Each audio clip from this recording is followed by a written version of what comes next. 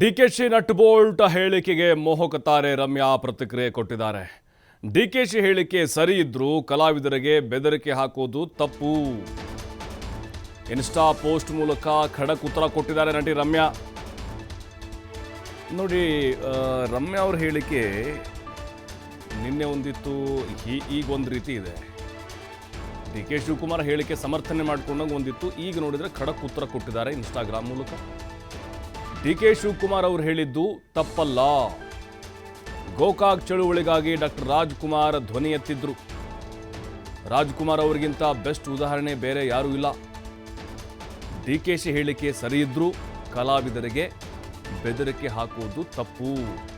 ನೋಡಿ, ಅವರ ಹೇಳಿಕೆ ಅಂದರೆ ಅವರ ಸ್ಟೇಟ್ಮೆಂಟ್ ಏನಿದೆ ಒಂದು ರೀತಿ ಮಿಕ್ಸ್ಡ್ ಆಗಿದೆ, ಬ್ಯಾಲೆನ್ಸಿವ್ ಆಗಿದೆ. ಈ ಕಡೆ ಅವರ ಹೇಳಿಕೆ ಸಮರ್ಥನೆ ಮಾಡಿಕೊಂಡಂಗೂ ಇರಬೇಕು ಮತ್ತು ಸ್ಯಾಂಡಲ್ವುಡ್ಗೂ ಕೂಡ ಅದು ಹತ್ತಿರ ಆದಂಗೂ ಇರಬೇಕು.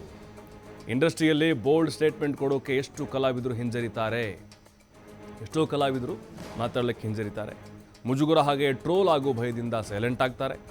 ಕಲಾವಿದರು ರಾಜಕಾರಣಿಗಳಿಗೆ ಸಾಫ್ಟ್ ಆಗಿ ಟಾರ್ಗೆಟ್ ಆಗಿದ್ದೀವಿ, ನಾವು ಆಗ್ತಾ ಇದ್ದೀವಿ. ಅದರಲ್ಲೂ ನಟಿಮಣಿಯರು ಟಾರ್ಗೆಟ್ ಆಗೋದು ಫಿಕ್ಸು. ಟಾರ್ಗೆಟು ಬೆದರಿಕೆ ಹಾಕೋದು ನಿಲ್ಲಿಸಿ, ಕಲಾವಿದರೇ ನಿಮ್ಮ ಧ್ವನಿಯನ್ನು ಎತ್ತಿ ಎಂದು ಮೋಹಕ ತಾರೆ ನಟಿ ರಮ್ಯಾ ಈ ಪೋಸ್ಟನ್ನು ಮಾಡಿದ್ದಾರೆ.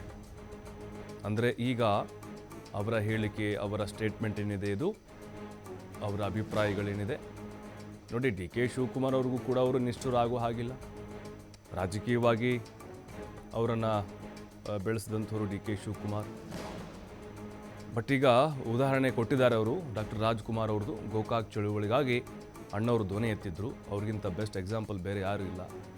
ಆದರೆ ಡಿ ಕೆ ಶಿಯವರ ಹೇಳಿಕೆ ಸರಿ ಇದ್ದೇ ನೋಡಿ, ಅಲ್ಲಿ ಸರಿ ಇದ್ದರೂ ಕಲಾವಿದರಿಗೆ ಬೆದರಿಕೆ ಹಾಕೋದು ತಪ್ಪು. ಸರಿ ಇದೆ, ಆದರೆ ಈ ರೀತಿ ಬೆದರಿಕೆ ಹಾಕೋಂಗಿಲ್ಲ ಅಂತ. ಏನೋ ಎಷ್ಟೋ ಕಲಾವಿದರು ಬೋಲ್ಡ್ ಸ್ಟೇಟ್ಮೆಂಟನ್ನು ಕೊಡೋಕೆ ಹಿಂಜರಿತಾ ಇದ್ದಾರೆ. ಮುಜುಗರ ಅಥವಾ ಟ್ರೋಲ್ ಆಗುವಂಥ ಭಯದಿಂದ ಸೈಲೆಂಟ್ ಆಗ್ತಾ ಇದ್ದಾರೆ. ಕಲಾವಿದರು ರಾಜಕಾರಣಿಗಳಿಗೆ ಸಾಫ್ಟಾಗಿ ನಾವು ಟಾರ್ಗೆಟ್ ಆಗ್ತಾ ಇದ್ದೀವಿ. ಅದರಲ್ಲೂ ಹೆಣ್ಮಕ್ಳು ನಟಿಮಣಿಯರು ಟಾರ್ಗೆಟ್ ಆಗೋದು ಫಿಕ್ಸ್ ಆಗಿದೆ. ಈ ಎಲ್ಲ ಬೆದರಿಕೆಗಳನ್ನು ನಿಲ್ಲಿಸಬೇಕು ಅಂಥೇಳಿ ಅವರು ಡಿ ಕೆ ಶಿವಕುಮಾರ್ಗೆ ಅಂದರೆ ರಾಜಕಾರಣಿಗಳಿಗೆ ಒತ್ತಾಯವನ್ನು ಮಾಡಿದ್ದಾರೆ. ಕಲಾವಿದರಿಗೆ ನಿಮ್ಮ ಧ್ವನಿಯನ್ನು ನೀವು ಎತ್ತಿ ಅಂಥೇಳಿ ಒಂದು ಸಲಹೆಯನ್ನು ಕೂಡ ಕೊಟ್ಟಿದ್ದಾರೆ, ಪೋಸ್ಟ್ ಮಾಡಿದ್ದಾರೆ. ನಟಿ ರಮ್ಯಾ ಅವರು ನೋಡಿ, ಈಗ ಈ ಒಂದು ವಿಚಾರ ಇಟ್ಕೊಂಡೇ ಕನ್ನಡ ಚಿತ್ರರಂಗಕ್ಕೆ ಅವ್ರದ್ದೇ ಆದಂತಹ ವೈಯಕ್ತಿಕ ಸಲಹೆನೂ ಕೂಡ ಕೊಟ್ಟಂಗಿರಬೇಕು. ಅಂದರೆ ಯಾರೂ ಮುಂದೆ ಬರ್ತಾ ಇಲ್ಲ, ನೆಲ ಜಲ ಭಾಷೆ ಅಂತ ಬಂದಾಗ, ಜೊತೆಗೆ ಹೋರಾಟಗಳು ಅಂತ ಬಂದಾಗ ಕಲಾವಿದರು ಒಗ್ಗಟ್ಟಿಲ್ಲ, ಅವರವರ ನಡುವಿನ ಭಿನ್ನಾಭಿಪ್ರಾಯಗಳಿದ್ದಾವೆ. ರಾಜ್ಕುಮಾರ್ ಅವರ ಕಾಲದಲ್ಲಿ ಯಾವ ಸಿನಿಮಾ ಒಂದು ಇತ್ತೋ, ಯಾವ ಚಿತ್ರರಂಗ ಇತ್ತೋ ಅದು ಈಗಿಲ್ಲ ಅನ್ನುವಂತಹ ಒಂದು ಚರ್ಚೆ ಆರಂಭದಿಂದಲೂ ಕೂಡ ನಾವು ನೋಡ್ತಾನೇ ಇದ್ದೀವಿ. ಒಬ್ಬ ಸಾರಥಿ ಇಲ್ಲ ಕನ್ನಡ ಚಿತ್ರರಂಗಕ್ಕೆ, ಅಲ್ಲೊಂದು ಇಲ್ಲೊಂದು ಈ ರೀತಿಯಾಗಿ ಸ್ಟಾರ್ ವಾರು, ಪ್ರತಿಷ್ಠೆ ಕಣ, ಅದು ರಮ್ಯಾ ಅವ್ರಿಗೂ ಕೂಡ ಚೆನ್ನಾಗಿ ಗೊತ್ತು. ಮತ್ತಷ್ಟು ಮಾಹಿತಿ ರಮೇಶ್ ನೀಡ್ತಾರೆ. ರಮೇಶ್, ಈಗ nut Bolt tight D K Shivakumar ಹೇಳಿಕೆ ದೊಡ್ಡ ಸಂಚಲನ ಕಾರಣ ಆಗ್ತಾ ಇದೆ. ರಮ್ಯಾ ಅವರ ಈ ಅಭಿಪ್ರಾಯವನ್ನು ನೋಡ್ತಾ ಇದ್ರೆ ಬ್ಯಾಲೆನ್ಸಿಂಗ್ ಆಗಿದೆ ಅಂತ ಅನ್ನಿಸ್ತಾ ಇದೆ. ಡಿ ಕೆ ಶಿವಕುಮಾರ್ ಅವ್ರಿಗೂ ನಿಷ್ಠುರ ಆಗೋ ಹಾಗಿಲ್ಲ, ಚಿತ್ರರಂಗ ಕೂಡ ಒಂದು ರೀತಿ ಸಲಹೆ ಕೊಡೋ ರೀತಿಯಾಗಿದೆಯಾ ಅಂತ ಹೇಳ್ಬೋದಾ?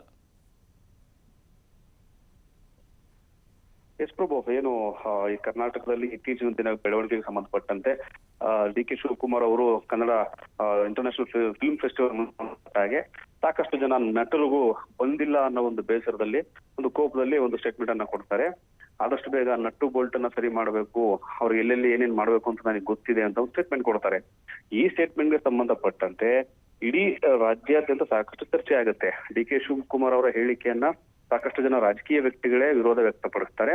ಅದರಲ್ಲೂ ಕೂಡ ಸಾಕಷ್ಟು ಜನ ನಟ ನಟಿಯರು ಕೂಡ ಈ ಬಗ್ಗೆ ಒಂದು ರೆಸ್ಪಾನ್ಸ್ ಅನ್ನ ಮಾಡ್ತಾರೆ.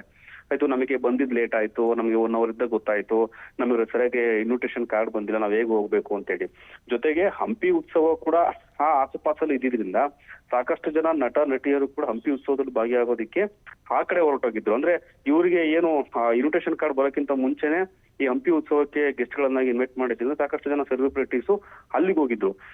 ಈ ಒಂದು ಸಂದರ್ಭದಲ್ಲಿ ಏನು ಹಂಪಿ ಉತ್ಸವದಲ್ಲಿ ರಮ್ಯಾ ಕೂಡ ಅವರು ಏನು ರೆಸ್ಪಾನ್ಸ್ ಮಾಡಿರೋದಕ್ಕೆ ಇದಕ್ಕೆ ಸಂಬಂಧಪಟ್ಟಂತೆ ಅವ್ರು ಮಾತಾಡಿದ್ರು ಕೂಡ ನೋಡಿ ಈ ರೀತಿ ಆಗ್ತಾ ಇರ್ತಕ್ಕಂಥದ್ದು ಏನು ಇಂಡಸ್ಟ್ರಿನಲ್ಲಿ ಆಗ್ತಾ ಇರುವಂತ ಬೆಳವಣಿಗೆಗಳಿಗೆ ಸಂಬಂಧಪಟ್ಟಂತೆ ಸಾಕಷ್ಟು ಅವರು ಕೂಡ ಮಾತಾಡಿದ್ರು. ಈಗ ಸಂಬಂಧಪಟ್ಟಂತೆ ಅವರು ಮೊಹಮ್ಮದ್ ರಮ್ಯ ಅವರು ಟ್ವೀಟ್ ಮೂಲಕ ಕೂಡ ರಿಯಾಕ್ಟ್ ಮಾಡಿದ್ದಾರೆ. ಇನ್ಸ್ಟಾ ಸ್ಟೋರಿಯಲ್ಲಿ ಹಾಕೊಳ್ಳೋದ್ರ ಮುಖಾಂತರ ಸಾಕಷ್ಟು ರಿಯಾಕ್ಟ್ ಮಾಡಿದ್ದಾರೆ. DKC ಅವರು ಹೇಳಿದ್ರು ತಪ್ಪೇನಿಲ್ಲ, ಗೋಕಾಕ್ ಚಳವಳಿಗೆ ಡಾಕ್ಟರ್ ರಾಜ್ಕುಮಾರ್ ಅವರು ಧ್ವನಿ ಎತ್ತಿದ್ರು ನಿಜ. ರಾಜ್ಕುಮಾರ್ ಅವರಿಗಿಂತ ಬೆಸ್ಟ್ ಉದಾಹರಣೆ ಯಾರೂ ಬೇಕಿಲ್ಲ. ಯಾಕಂತಂದ್ರೆ ಈ ರೀತಿಯಾದಂತ ಬೆಳವಣಿಗೆಗಳು ಆದಂತ ಸಂದರ್ಭಗಳಲ್ಲಿ ಬೇರೆ ರೀತಿಯ ಏನು ಹೋರಾಟಗಳ ಸಂದರ್ಭದಲ್ಲಿ ಡಾಕ್ಟರ್ ರಾಜ್ಕುಮಾರ್ ಅವರು ಯಾವತ್ತೂ ಕೂಡ ಮುಂದೆ ಇರ್ತಿದ್ರು. ಇಂಡಸ್ಟ್ರಿಯಲ್ಲಿ ಬೋಲ್ಟು ನಟ್ ಮಾಡೋಕೆ ಬೋಲ್ಟು ಮತ್ತೆ ಸ್ಟೇಟ್ಮೆಂಟ್ ಅನ್ನು ಕೊಡೋದಕ್ಕೆ ಕೆಲವು ಹಿಂಜರಿರ್ತಾರೆ. ಅಂದ್ರೆ ಯಾವುದೇ ರೀತಿಯಾದ ಸ್ಟೇಟ್ಮೆಂಟ್ ಗಳನ್ನ ಕೊಡೋದಕ್ಕೆ ಒಬ್ಬರ ಮೇಲೆ ಒಬ್ರು ಹಿಂಜರಿರ್ತಾರೆ. ಇವಾಗ ಕನ್ನಡ ಇಂಡಸ್ಟ್ರಿ ಆಗ್ತಾ ಇರೋದು ಕೂಡ ಅದೇನೆ. ಯಾವ ವಿಚಾರವನ್ನ ಇಟ್ಕೊಂಡು ನಾವೇನಾದ್ರೂ ಮಾತಾಡಿದ್ರೆ ಎಲ್ಲಿ ಅದು ನಮ್ಗೆ ಉಲ್ಟಾ ಹೊಡೆಯುತ್ತೋ ಅನ್ನೋ ಭಯದಲ್ಲಿ ಸಾಕಷ್ಟು ಜನ ಸೆಲೆಬ್ರಿಟೀಸ್ಗಳು ಹೇಳ್ಬೇಕು ಅನ್ಕೊಂಡಿರೋ ವಿಚಾರಗಳನ್ನ ಹೇಳ್ಕೊಳಕ್ ಆಗ್ತಾ ಇಲ್ಲ. ಹಾಗಾಗಿ ಇನ್ನೇನೋದು ಏನಾಗುತ್ತೆ ಅಂತಂದ್ರೆ ಈ ಸಾಮಾನ್ಯವಾಗಿ ಈ ಸೆಲೆಬ್ರಿಟಿ ಜೀವನದಲ್ಲಿ ಇರ್ತಕ್ಕಂಥ ಸ್ಟಾರ್ ಹೀರೋಗಳು ಹೀರೋಯಿನ್ಗಳು ಈಸಿಯಾಗಿ ಟಾರ್ಗೆಟ್ ಆಗ್ಬಿಡ್ತೀವಿ ನಾವು. ಯಾವುದೇ ಒಂದು ಸ್ಟೇಟ್ಮೆಂಟ್ ಅನ್ನ ಕೊಡೋದಕ್ಕಿಂತ ಮುಂಚೆ, ಹೇಳಿಕೆ ಕೊಡೋದಕ್ಕಿಂತ ಮುಂಚೆ ನಾವು ಯೋಚನೆ ಮಾಡಬೇಕು. ಇಲ್ಲ ಅಂತಂದ್ರೆ ತುಂಬಾ ಈಸಿಯಾಗಿ ನಾವು ಟಾರ್ಗೆಟ್ ಆಗೋಗ್ತೀವಿ. ಕಲಾವಿದರು ಕೂಡ ನಾವು ಸಾಫ್ಟ್ ಟಾರ್ಗೆಟ್ ಆಗ್ಬಿಟ್ಟಿದೀವಿ ಅಂತ ಹೇಳಿ. ಯಾಕಂದ್ರೆ ಇತ್ತೀಚಿನ ದಿನಗಳಲ್ಲಿ ನೋಡ್ತಾ ಇರಬಹುದು ಸಾಕಷ್ಟು ಬೆಳವಣಿಗೆಗಳಾಗಿದೆ ಕನ್ನಡ ಇಂಡಸ್ಟ್ರಿನಲ್ಲಿ. ಚಿತ್ರೋದ್ಯಮಕ್ಕೆ ಸಂಬಂಧಪಟ್ಟಂತೆ ದೊಡ್ಡ ದೊಡ್ಡ ಬೆಳವಣಿಗೆಗಳಾಗಿರೋದ್ರಿಂದ ಸೆಲೆಬ್ರಿಟಿಗಳು ಈಸಿಯಾಗಿ ಟಾರ್ಗೆಟ್ ಆಗ್ಬಿಡ್ತೀವಿ ಅಂತ ಒಂದು ಏನು ರಮ್ಯ ಅವರು ಒಂದು ಪೋಸ್ಟ್ ಅನ್ನು ಹಾಕೊಂಡಿದ್ದಾರೆ. ಅದರಲ್ಲೂ ಕೂಡ ನಟಿಮಣಿಯರು ಬೇಗ ಟಾರ್ಗೆಟ್ ಆಗ್ತಾರೆ. ಯಾಕಂತಂದ್ರೆ ಸ್ಟಾರ್ ನಟರು ಅಂದ ತಕ್ಷಣ ಸ್ವಲ್ಪ ಪೊಲಿಟಿಷಿಯನ್ಸ್ ಆಗ್ಲಿ ಟ್ರೋಲ್ ಆಗ್ಲಿ ಸ್ವಲ್ಪ ಹಿಂದೆ ಮುಂದೆ ನೋಡೋದಾದ್ರೆ ಹೀರೋಯಿನ್ಗಳು ನಟಿಮಣಿಯರು ಆದ ತಕ್ಷಣ ಅವ್ರಿಗೆ ಆದಷ್ಟು ಬೇಗ ಸಾಫ್ಟ್ ಟಾರ್ಗೆಟ್ ಆಗೋಗ್ತೀವಿ. ಮೊದಲು ಟಾರ್ಗೆಟ್ ಬೆದರಿಕೆ ಹಾಕೋದನ್ನ ನಿಲ್ಲಿಸ್ಬೇಕು ನೀವು. ಕಲಾವಿದರು ನಮ್ಮ ಧ್ವನಿ ಎತ್ತಿ ಅಂತ ರಮ್ಯ ಅವರು ಪೋಸ್ಟ್ ಮಾಡಿದ್ದಾರೆ.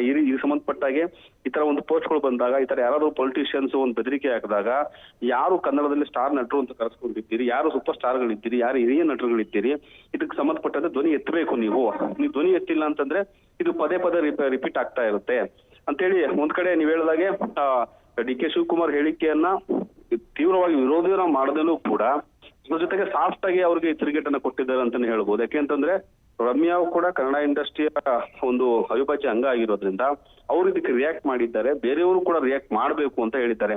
ಇನ್ನು ಟೂ ಬೋಲ್ಟ್ ಅಂತಕ್ಕಂಥ ವಿಚಾರವ ಈಗಾಗಲೇ ಸಾಕಷ್ಟು ನಟರಿಗೆ ಕೂಡ ಇದು ಅನ್ವಯಿಸುತ್ತೆ. ಕನ್ನಡ ಇಂಡಸ್ಟ್ರಿ ಯಾರ್ಯಾರು ಸೂಪರ್ ಸ್ಟಾರ್ಸ್ ಇದ್ದಾರೆ, ಸ್ಟಾರ್ ಹೀರೋಗಳಿದ್ದಾರೆ, ಯಾರು ಪ್ಯಾನ್ ಇಂಡಿಯಾ ಸ್ಟಾರ್ಗಳಿದ್ದಾರೆ, ಅವರೆಲ್ಲರೂ ಕೂಡ ರಿಯಾಕ್ಟ್ ಮಾಡ್ಲೇಬೇಕು. ಒಂದು ಅಂತಾರಾಷ್ಟ್ರೀಯ ಚಿತ್ರೋತ್ಸವ ಪ್ರಶಸ್ತಿಗೆ ಯಾರೋ ಬಂದಿಲ್ಲ ಅಂತಂದ್ರೆ ಅದು ನಿಜಕ್ಕೂ ಮುಜುಗರ ಆಗುವಂತದ್ದೇ. ಅದಕ್ಕಾಗಿ DK ಶಿವಕುಮಾರ್ ಅವರು ಸಾಕಷ್ಟು ಒಂದು ರೆಬಲ್ ಆಗಿ ಹೇಳಿಕೆ ಕೊಟ್ಟಿದ್ದು. ಆ ಹೇಳಿಕೆಗೆ ಸಾಕಷ್ಟು ವಿರೋಧ ವ್ಯಕ್ತವಾದ್ರೂ ಕೂಡ ಅದನ್ನ ಅಪೋಸಿಟ್ ಮಾಡುವಂತ ಸ್ಥಿತಿಯಲ್ಲಿ ಕರ್ನಾಟಕದ ಕಲಾವಿದರು ಇಲ್ಲ.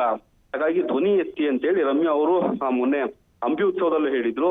ಇವತ್ತು ಟ್ವೀಟ್ ಮಾಡುವ ಮೂಲಕ, ಇನ್ಸ್ಟಾಗ್ರಾಮ್ ಹಾಕುವ ಮೂಲಕ ತನ್ನ ಸಹೋದ್ಯೋಗಿಗಳಿಗೆ ಅಥವಾ ಇಂಡಸ್ಟ್ರಿಯಲ್ಲಿ ಇರ್ತಕ್ಕಂಥ ಸ್ಟಾರ್ ನಟರಿಗೆ ಒಂದು ಕಿವಿ ಮಾತನ್ನ ಹೇಳಿದ್ದಾರೆ ಪ್ರಭು. ಅಂದರೆ ರಮೇಶ್, ಈಗ ರಮ್ಯಾ ಅವರು ಕಾಂಗ್ರೆಸ್ನಲ್ಲಿ ಗುರುಸ್ಕೊಂಡಿರೋದ್ರಿಂದಾಗಿ, ಅದರಲ್ಲೂ DK ಶಿವಕುಮಾರ್ ಅವರು ಆಪ್ತ ಬಳಗದಲ್ಲಿ ಗುರುಸ್ಕೊಂಡಿರೋದ್ರಿಂದಾಗಿ ಮತ್ತು ಸಿನಿಮಾದಿಂದ ಅವರು ಹಲವು ವರ್ಷಗಳಿಂದ ದೂರಾಣ ಇದ್ದಾರೆ ಸಕ್ರಿಯವಾಗಿ ನೋಡೋದಾದರೆ. ಹಾಗಾಗಿನೇ ಇಷ್ಟು ಅವರು ಧೈರ್ಯ ಮಾಡಿ ಪೋಸ್ಟ್ ಮಾಡಿದ್ದಾರೆ ಅಂತ ಅನ್ನಿಸ್ತಾ ಇದೆ. ಬೇರೆ ಬೇರೆ ನಟರಿಗೆ ಈ ರೀತಿ ಧೈರ್ಯ ಸ್ವಲ್ಪ ಕಡಿಮೆ ಅಂತ ಅನ್ನಿಸ್ತಾ ಇದೆ ನೋಡ್ತಾ ಇದ್ರೆ ರಿಯಾಕ್ಟ್ಗಳನ್ನ. ಹೌದು ಪ್ರಭು, ನಿಜ. ಯಾಕಂತಂದ್ರೆ ಕರ್ನಾಟಕ ರಾಜ್ಯದ DK ಉಪಮುಖ್ಯಮಂತ್ರಿಗಳು ಸ್ಟೇಟ್ಮೆಂಟ್ ಅನ್ನ ಕೊಟ್ಟಾಗ ಅದಕ್ಕೆ ರಿಯಾಕ್ಟ್ ಮಾಡೋಕ್ಕೂ ಧೈರ್ಯ ಬೇಕು. ಸುಮ್ಮನೆ ಯಾರೋ ಒಬ್ರು ರಿಯಾಕ್ಟ್ ಮಾಡಿಬಿಟ್ರೆ ಅದಕ್ಕೆ ಆಗುವಂತ ಅನಾಹುತಗಳನ್ನ ಅಥವಾ ಬರುವಂತ ಸವಾಲನ್ನು ಎದುರಿಸೋದಕ್ಕೆ ಸಾಕಷ್ಟು ಜನ ನಟರಿಗೆ ಆಗೋದಿಲ್ಲ. ಜೊತೆಗೆ ಈ ಸೆಲೆಬ್ರಿಟಿ ಜೀವನ ಅನ್ನೋದೇ ಅವ್ರು ಏನೇ ಮಾಡೋದಕ್ಕೂ ಟ್ರೋಲ್ ಆಗುತ್ತೆ, ಅವ್ರು ಏನೇ ಹೇಳಿದ್ರು ಕೂಡ ಅದು ತುಂಬಾ ಇಂಪ್ಯಾಕ್ಟ್ ಆಗುತ್ತೆ. ಅವ್ರು ಹೇಳೋದನ್ನ ಫ್ಯಾನ್ಸ್ ಕೂಡ ಅದನ್ನ ಅವತ್ತೇ ನಿಜ ಅನ್ಕೊಂಡ್ಬಿಡ್ತಾರೆ. ಆಮೇಲೆ ಅದರಿಂದ ಅವ್ರಿಗಾಗೋ ಅನುಕೂಲಗಳಿಗಿಂತ ಅನಾನುಕೂಲಗಳೇ ಜಾಸ್ತಿ. ಜೊತೆಗೆ ರಮ್ಯಾ ಅವರು ರಾಜಕೀಯದಲ್ಲೂ ಇದ್ದವರು ಕೂಡ, ಅದೇ ಕಾಂಗ್ರೆಸ್ ಪಕ್ಷದಲ್ಲಿ ಇದ್ದವರು ಕೂಡ. ಹಾಗಾಗಿ DK ಶಿವಕುಮಾರ್ ಅವರು ಅದನ್ನ ಬಲ್ಲವರಾಗಿದ್ದರಿಂದ ಅದನ್ನ ಅವರು ಕೂಡ ಅರ್ಥ ಮಾಡ್ಕೊಂಡಿದ್ದಾರೆ. ಅವ್ರ ಇಂಟೆನ್ಷನ್ ಅರ್ಥ ಆಗಿದೆ ಅವ್ರಿಗೆ, ಇನ್ನು ಯಾವ ಉದ್ದೇಶದಿಂದ ಹೇಳಿದ್ದಾರೆ. ಫಾರ್ ಎಕ್ಸಾಂಪಲ್ ಮೊನ್ನೆ ಹೇಮಂತ್ ಚೌಧರಿ ಹೇಳ್ತಾ ಇದ್ರು, ಸಿಟ್ಟು ಬಂದಾಗ ಕೈಕಾಲು ಮುರಿತೀವಿ ಅಂತ ಹೇಳ್ತೀವಿ, ಹಾಗಂತ ಮುರಿಯಕ್ಕಾಗತ್ತಾ, ಕೋಪದಲ್ಲಿ ಹೇಳುವಂತ ಮಾತುಗಳದನ್ನ. ಅದೇ ರೀತಿಯಾಗಿ ಕೂಡ ಯಾರು ಸೆಲೆಬ್ರಿಟೀಸ್ ಇದೀವಿ ಸ್ಟಾರ್ಗಳಿಗೆ ಅವರು ಕೂಡ ಭಾಗವಹಿಸಬೇಕು. ಯಾಕೆ ಬರೋದಿಲ್ಲ ಅಂತಂದ್ರೆ DK ಶಿವಕುಮಾರ್ ಅವರ ಹೇಳಿಕೆಯನ್ನ ಸಮರ್ಥನೆ ಮಾಡ್ಕೊಳ್ಳೋ ಪ್ರಯತ್ನವೂ ನಡೆದಿದೆ, ಜೊತೆಗೆ ಅದನ್ನು ವಿರೋಧ ಮಾಡುವ ಪ್ರಯತ್ನವೂ ನಡೆದಿದೆ. ವಿರೋಧ ಯಾರಿಗೆ ಅಂತಂದ್ರೆ ಈ ತರ ಸ್ಟೇಟ್ಮೆಂಟ್ಗಳು ಕೊಟ್ಟಾಗ ಸ್ಟಾರ್ ನಟರು ಮಾತಾಡಬೇಕು, ಯಾಕೆ ಮಾತಾಡ್ತಾ ಇಲ್ಲ ಒಂದು. ಎರಡನೇದು, ಪ್ರಮುಖ ರಾಜ್ಯದ ಉಪಮುಖ್ಯಮಂತ್ರಿಗಳಾದಾಗ ಯಾವ ರೀತಿಯಾಗಿ ಮಾತಾಡಬೇಕು ಅನ್ನೋದನ್ನ